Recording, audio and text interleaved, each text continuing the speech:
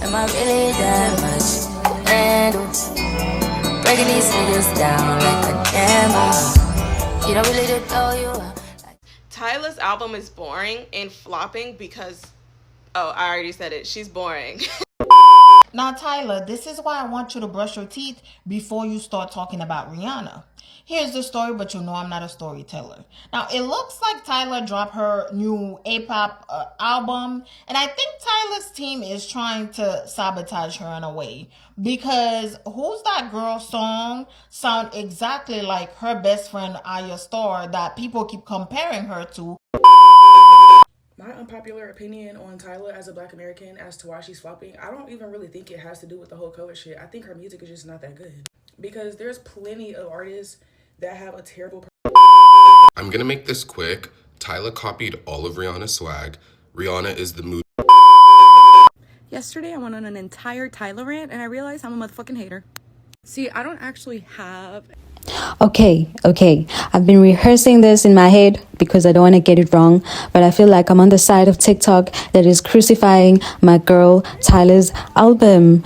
First of all, I'm a Tyla fan, always have and always will be. I personally believe that the body of work she produced on the album has good songs. I believe her songs are really good, guys. I think if you listen to it and you say the songs are bad, then maybe you're not a Tyla fan, or maybe you just don't listen to music like that.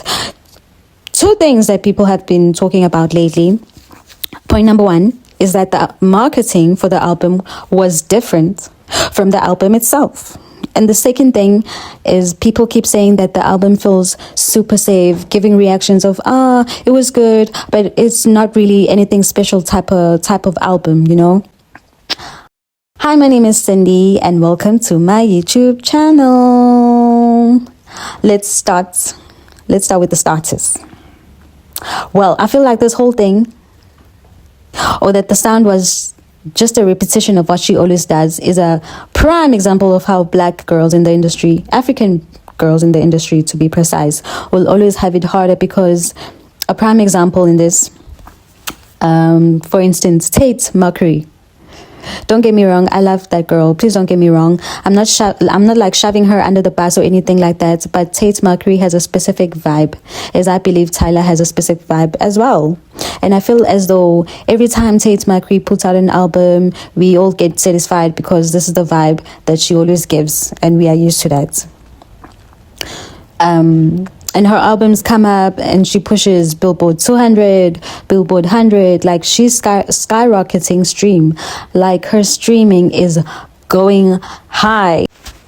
You know, people are talking about this, and at least people in the pop world, I guess.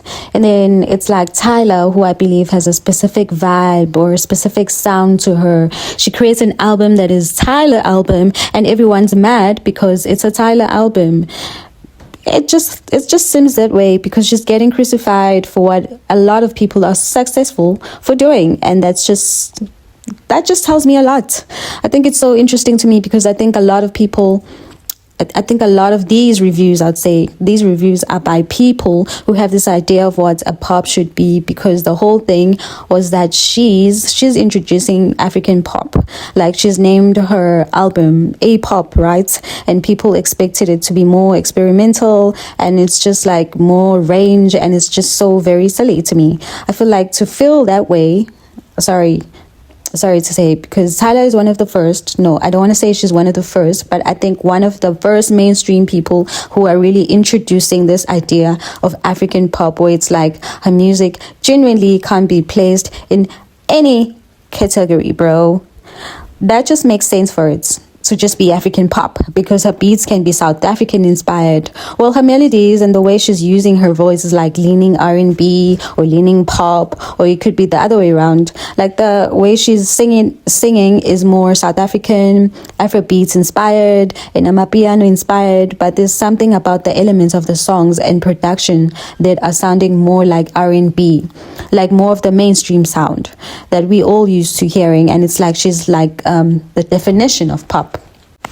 So it's like for people to be mad that they haven't created a pop that they want her to make when she's low-key. I don't want to say the face of African people, because it's just like throws every African pop artist to the side, because it's not really technically, I don't know yet. It's like we acting as though Tyler hasn't always been African pop and she hadn't always been delivering this thing, and the only reason we're talking about African pop is because Tyler has been delivering this vibe and has delivered the vibe. And now you're mad because you want it to sound like what? Rihanna? And it's so funny to me because the only people making noise are non-Africans. And that's not even to say that. Literally sitting here in South Africa, I'm literally sitting here in South Africa and listening to these reviews, and it's diabolic. And I feel like you guys are taking the views of your own pop music and really shoving it down her throat, that you and that you're screwing her over. Like, do you not like...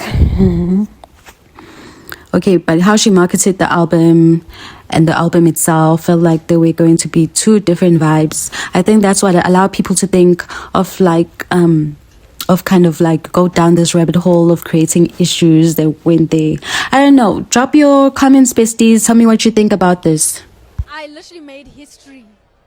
I'm so happy and honored. I couldn't have asked for a better even category to be winning for my first time, you know. Yes. I'm so happy that the Grammy has recognized us and given us this category and given us a platform. And yeah, I mean, we're just gonna take it to the top. Yeah.